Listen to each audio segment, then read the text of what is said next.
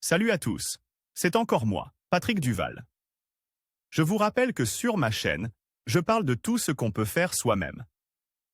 Abonnez-vous si vous aimez bricoler, il y aura plein de choses intéressantes. Et maintenant, passons directement au sujet de cette vidéo. La meilleure solution pour contrôler les lumières est un relais photo. Il régule le fonctionnement des appareils d'éclairage et permet d'économiser de l'électricité. Dans cette masterclass, je vous montrerai comment assembler un relais photo qui n'est pas pire qu'un relais d'usine. Un relais photo, en bref, est un dispositif qui réagit au changement d'éclairage. Si vous le connectez à l'éclairage, vous pouvez contrôler l'allumage et l'extinction des lampes. Les photorelais utilisent le plus souvent des photorésistances. À la lumière du jour, sa résistance diminue. Le relais est ouvert et la lampe n'est pas allumée. Au crépuscule, la résistance de la photorésistance augmente et, en fonction du réglage effectué par la résistance de réglage, le relais se ferme, allumant ainsi la lampe. Création d'un relais photo. Le relais photo a été réalisé selon ce circuit.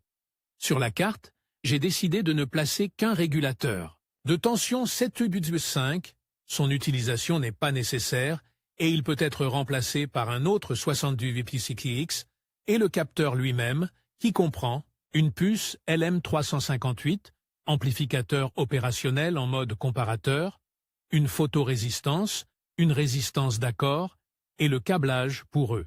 J'ai soudé l'alimentation et le relais avec le transistor séparément par montage sur charnière. À la fin de l'article se trouvera une archive avec la carte et le schéma. La carte a été réalisée par des méthodes LUT. Elle a été gravée dans une solution de peroxyde avec de l'acide citrique et du sel. Ensuite, les éléments ont été soudés, la photorésistance a été sortie sur des fils dans des manchons, et le capteur lui-même est placé dans une sorte de fixation pour fils. Voir photo, dont je ne connais pas le nom. L'alimentation est faite sur un transformateur en boîtier avec une tension de sortie de 11 volts, un pont de diode dans le boîtier et un condensateur. J'ai acheté une boîte de dérivation chez Leroy. Au fond, il y avait des poteaux qui gênaient la fixation des éléments. J'ai donc pris un morceau de Jetinax et je l'ai fixé au fond de la boîte.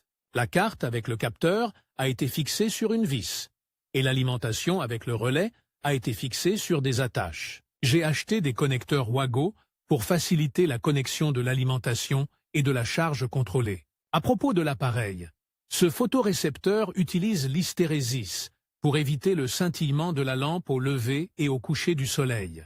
Le condensateur sur la carte sert de protection contre les fausses alarmes, c'est-à-dire qu'il fixe le délai d'allumage ou d'extinction de la lampe. Sa capacité peut être quelconque. La carte peut être alimentée par une tension de 7 à 20 volts. Dans ce schéma, le relais peut être remplacé par un triac, qui sera plus durable et plus pratique. Montage du photoréseau. Le capteur, photorésistance, doit être monté de manière à être exposé à la lumière du jour. Toute autre source de lumière artificielle doit être aussi éloignée que possible du capteur afin d'éviter les fausses alertes. Regardez la vidéo. La vidéo montre le fonctionnement de l'appareil, où j'ai montré comment la temporisation marche, arrêt fonctionne. Archive avec circuit imprimé et schéma.